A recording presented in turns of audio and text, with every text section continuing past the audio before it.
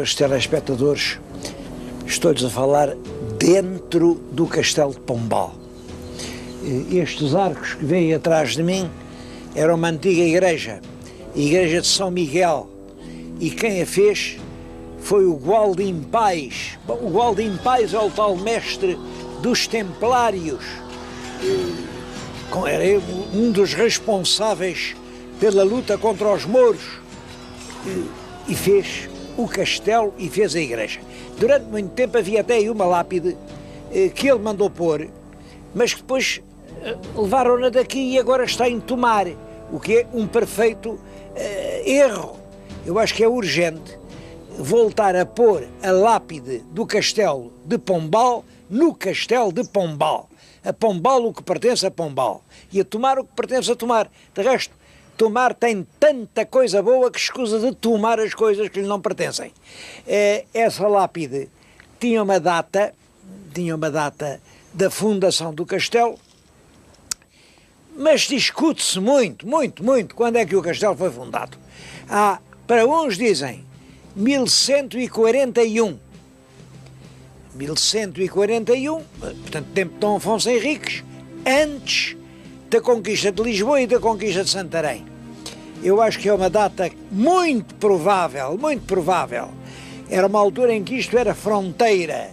Os mouros estavam aqui a 2 passos.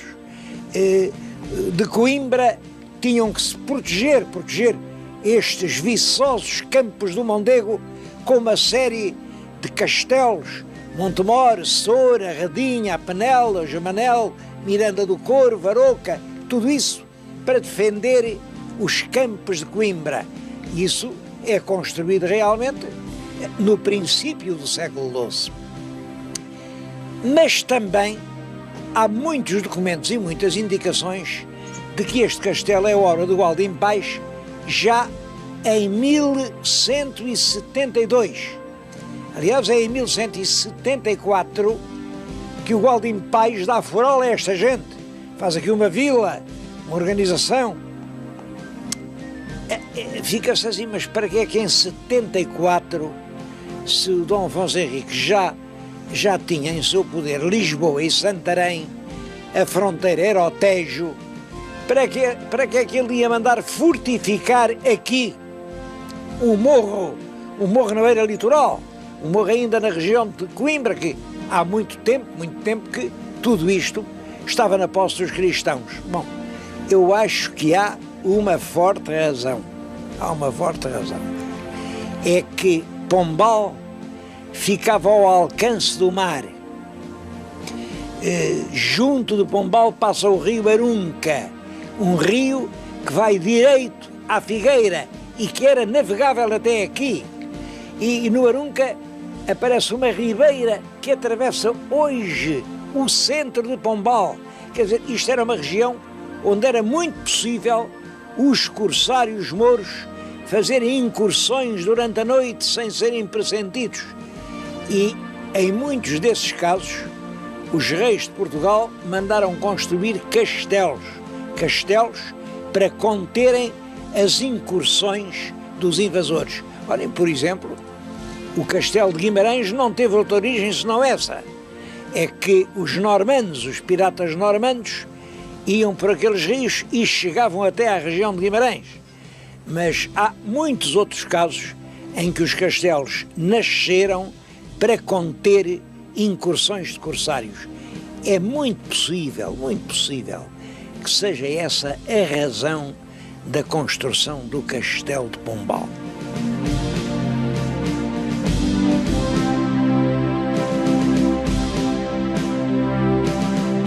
O castelo atualmente está todo em obras.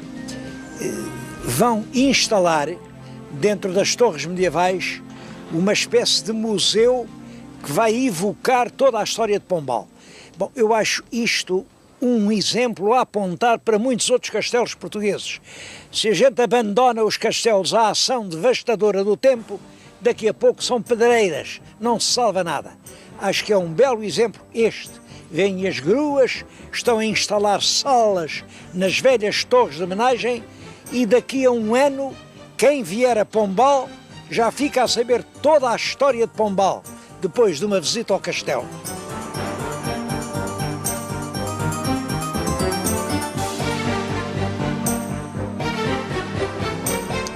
É um concelho muito grande, tem 642 km².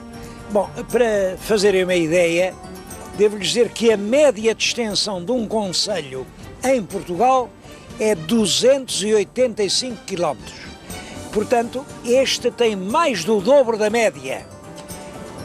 A população não é muito numerosa, 62 mil habitantes, e aqui na cidade desde 1991, na cidade há perto de 20 mil pessoas. O número de eleitores que metem o voto na urna é de 12 mil. Como sabem, isto fica no centro do país. Os concelhos limítrofes são a Figueira da Foz, Soure, Ancião, Orém, Leiria e Alveázere. Portanto, reparem, de Lisboa ao Porto são 300 km. Ao quilómetro 150, exatamente a meio, fica Pombal. Pombal é o meio caminho Lisboa-Porto e, por isso, muitas empresas escolheram esta região para instalar os seus serviços, as suas atividades. Isso faz com que seja uma região muito, muito progressiva. Se todo o país fosse assim, nós não tínhamos nada que ter preocupações com o futuro.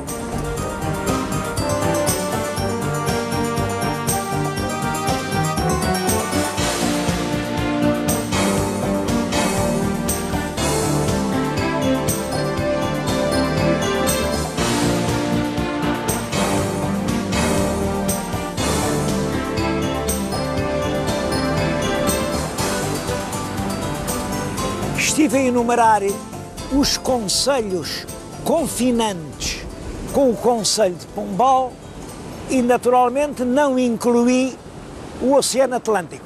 Bom, não incluí o Oceano Atlântico porque o oceano não é concelho, mas ficaria incompleta a descrição se eu não dissesse que o concelho de Pombal tem 8 quilómetros de costa atlântica, com uma praia magnífica.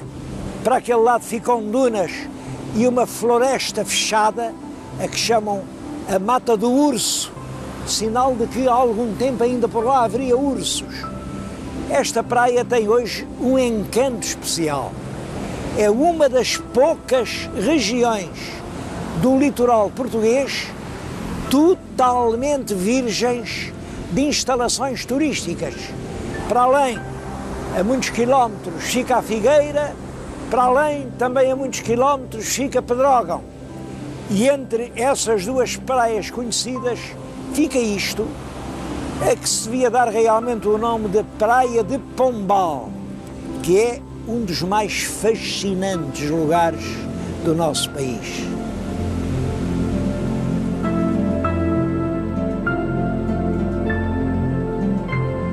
Por detrás da praia fica uma mata enorme. São quilómetros e quilómetros de arvoredo cerrado. Bom, e de longe em longe há uma casa de guardas florestais. Eu já, mais de uma vez neste programa, falei nesse caso, que são as casas dos guardas. Recordo-me, há muitos anos, eram sítios maravilhosos onde se faziam excursões, onde iam as pessoas das aldeias comer os seus piqueniques, onde havia sempre uma fonte de água fresca, era uma maravilha. Depois, acabaram com os guardas, as casas ficaram abandonadas e hoje são tristes pardieiros a apodrecer diante dos olhos de toda a gente.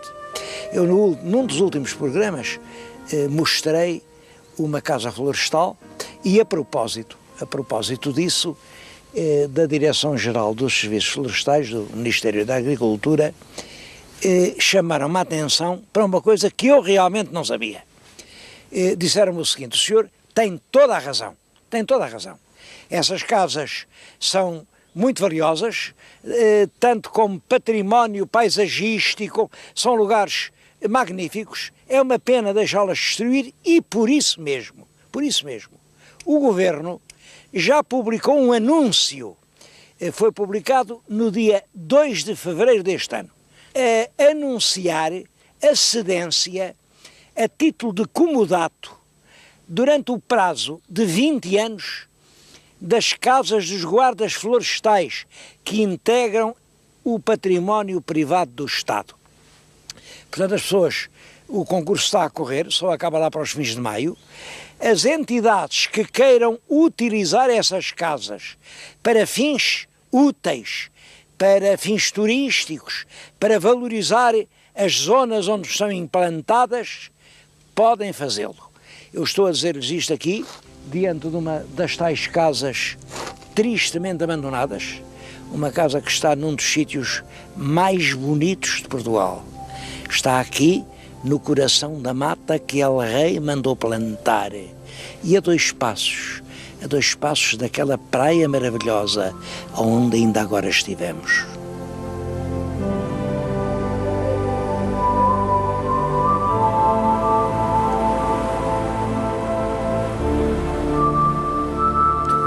Quase todo o território aqui do concelho de Pombal foi povoado e colonizado pelos monges cavaleiros do Templo, depois da Ordem de Cristo. Bom, e aconteceu o que aconteceu em todos os casos em que os territórios foram colonizados pelas ordens dos monges cavaleiros. Não há grandes palácios, não há grandes templos, em todo caso há iniciativas extremamente curiosas. Eu agora estou-lhes a falar na ermida da Guia, Nossa Senhora da Guia. Tem ali à porta um letreiro a dizer que isto foi construído com esmolas e ofertas dos fiéis e a ajuda dos pobres. É um letreiro do século XVII. Bom, e chama-se Senhora da Guia por uma razão extremamente interessante. É que do mar, até ao século XVII, não havia pinhais, não havia construção nenhuma, e os mariantes, ao longe, olhavam e viam este pequeno edifício, esta pequena capela que os guiava na sua navegação. Era a Senhora da Guia. É realmente um edifício de muita beleza, todo este conjunto é realmente encantador, mas não é a sede da paróquia. Foi criada aqui uma freguesia, a freguesia da Guia, mas para a sede da freguesia fez-se uma igreja nova. Bom, a igreja nova é já num gosto completamente diferente deste. O senhor telespectador veja uma, veja outra. Aqui as pessoas do povo da Guia que vieram ter comigo foi para dizer: esta capela é que era bonita, a outra igreja nós não gostamos. Bom, mas é lá que se diz missa. Isto aqui é uma simples capela. É claro que o povo é muito conservador, e muitas vezes detesta a novidade só por ser novidade. Em todo caso, esse sentimento também tem que ser tomado em consideração.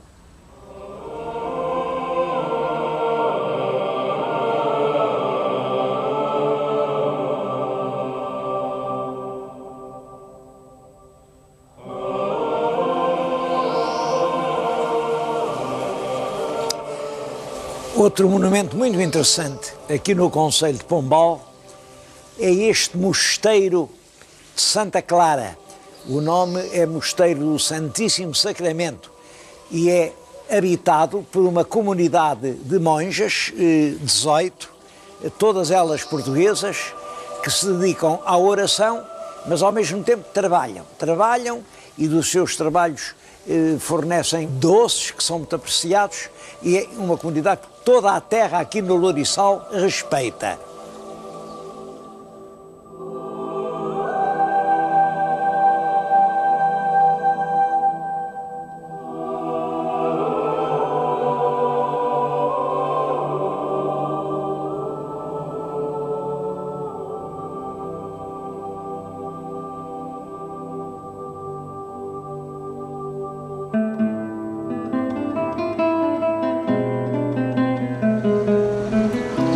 Outra bonita imagem nos arredores de Pombal, a Ponte da Redinha.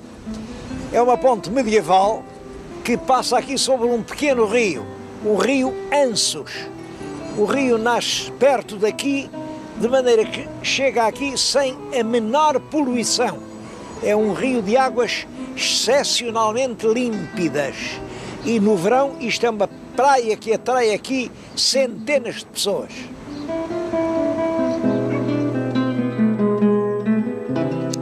A Redinha é uma vila muito antiga e estou a ver o Pelourinho. É um pelourinho da primitiva que tem marcada a cruz de Cristo, porque a vila pertencia à Ordem de Cristo.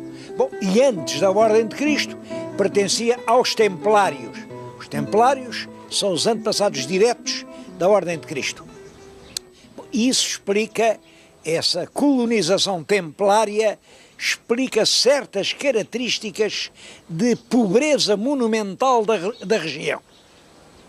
Agora, há isto. Até ao século XVIII, até ao fim do século XVIII, a Redinha e Pombal eram terras com uma importância aproximadamente igual. E hoje não são. Porquê? Bom, a explicação aqui dizem, bom, quando vieram as invasões francesas, houve aqui um combate, junto àquela ponte onde estivemos, houve realmente um combate furioso. Os franceses, para retirarem, estiveram ali horas com os canhões a fazer fogo contra as tropas inglesas. A vila foi incendiada. Bom, dizem que essa é que foi a origem da ruína da Redinha. Eu penso que não. O problema é que, ao passo que o comboio passou no coração de Pombal, a Redinha ficou ao lado, ficou a uma légua distante. E é claro, as mercadorias carregam-se onde passa o comboio. O grande, explosivo crescimento da cidade de Pombal começa com a instalação da via férrea no centro da vila. E aqui temos a razão porque Pombal tem aquele crescimento enorme. A Redinha continua a ser uma terra feliz, uma terra aqui mergulhada assim nesta saudade de crepúsculo. A cada casa, aquilo era a Câmara Municipal, embaixo era a cadeia, em cima os senhores vereadores decidiam. E ainda hoje, como aqui as coisas são conservadoras, hoje já não é a Câmara, porque isto não tem Câmara, mas é a sede da Junta de Freguesia. É naquela parede que estão fixados os editais.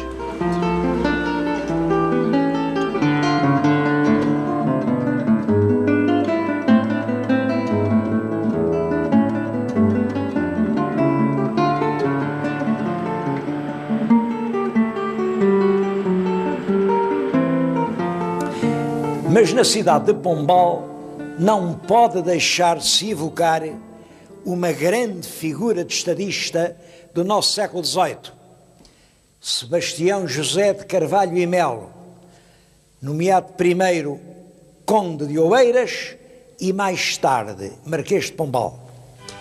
Estou a falar aqui num grande edifício, o Convento da Senhora de Cardal, que não foi feito por ele.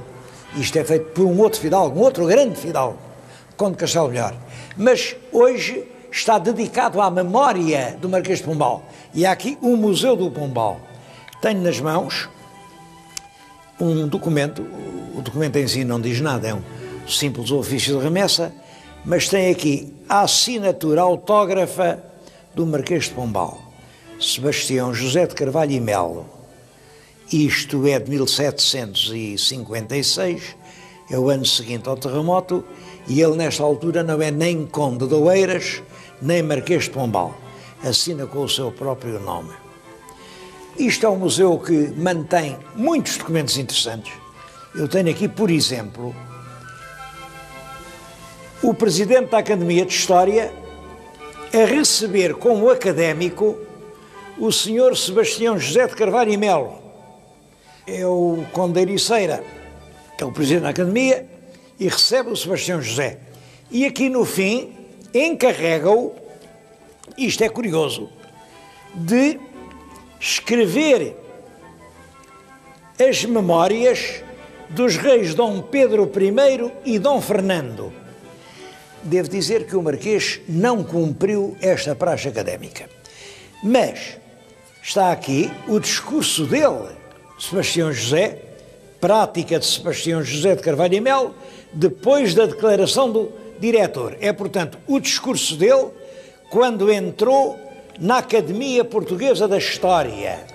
É claro, é um discurso com o estilo pombalino. Pombal tinha um discurso muito superlativo. Ele, neste discurso, o que diz é que o maior dia que houve em Portugal foi o dia da criação da Academia de História. Olha, lê-se aqui: tu, outra vez digo, e não eu, ó Portugal, disseras quanto deveste a um só dia de que te subjou glória para tantos séculos. É o dia da formação da Academia Portuguesa da História. É claro que eu acho que isto é um exagero, mas eu, que realmente tenho uma grande honra em ser membro da Academia Portuguesa da História, não posso deixar de pegar neste documento, que é raro, com alguma emoção. Há aqui muitos outros documentos. Aliás, a Câmara de Pombal tem prestado muita atenção à memória de seu Marquês. Tenho aqui um livro editado há pouco tempo, que tem os textos ditos sobre o Marquês, feito aqui em Pombal. É uma série de textos que são absolutamente essenciais para quem quiser conhecer a obra do Marquês de Pombal. O livro ainda hoje está à venda aqui em Pombal e em Oeiras, e custa apenas 5 contos. Digo isto porque estas coisas esgotam-se depressa e depois ninguém as apanha. Gostaria de lhes falar mais do Marquês de Pombal, mais da sua obra. Aqui em Pombal ele, no fundo, pouco fez, porque fez uma cadeia. É curioso como ele achava que o mais importante numa vila é a cadeia. Fez uma cadeia enorme. Eu acho que a população toda de Pombal cabia naquela cadeia. Bom, e fez um celeiro para arrecadar o pão e uma cadeia para meter os criminosos. São os dois edifícios pombalinos daqui, mas esqueceu-se de fazer uma casa para ele. Portanto, quando vem para aqui desterrado, vai viver para uma casa que até pertencia aos condes de Castelo Melhor. Ele meteu-se ali, modestamente, não tinha feito um palácio. O grande palácio fê-lo em Oeiras, é um palácio de dimensão real. Aliás, muita gente diz como é que este homem teve dinheiro para fazer aquele palácio. Teve dinheiro para muito mais coisas. Eu estou a falar, juntos já viram, estes livros enormes. Bom, estes livros são o tombo, isto é, a descrição e os documentos justificativos das propriedades do Marquês de Pombal na comarca de Braga. Só em Braga ele tinha lá uma comenda, a comenda das 3 minas, e os documentos relativos a essas propriedades ocupam todos estes livros. Ele tinha mais 3 comendas como esta. Quer dizer, Pombal reúne, durante o seu tempo de governo, uma imensa fortuna. E isso era bem, isso era mau? Bom, hoje nós achamos mal. Nós hoje achamos que o político serve, não se serve. O político que se serve é um homem que atraiçoa a nação à qual serve. É assim que nós hoje entendemos. No século XVIII não era assim. No século XVIII, um homem, durante o tempo que estava do poder, devia aproveitar para fazer a sua casa. E devo dizer que o Marquês de Pombal não perdeu o seu tempo. De qualquer maneira, nesta aula do convento da Senhora do Cardal, reúnem-se inúmeras lembranças do Marquês de Pombal. Eu próprio estou-lhes a falar, olhem, este era o tinteiro de que Pombal se servia. Esta a campainha com que ele chamava os criados. Este, um dicionário de italiano, porque ele no fim da vida parece que devia ler italiano, é um dicionário que lhe foi consagrado, um dicionário editado em Lisboa. Isto é muito engraçado porque Isto vende-se na loja de João José Bertrand, ao pé da Igreja dos Mártires, às portas de Santa Catarina. As portas de Santa Catarina já lá não estão, mas a Igreja dos Mártires lá está, diante da loja do Bertrand, que é hoje a Livraria Bertrand. Não vou continuar a falar nisto porque o tempo falta, mas quem quiser conhecer bem essa grande figura que foi o Marquês de Pombal, não pode deixar de vir visitar este museu em Pombal.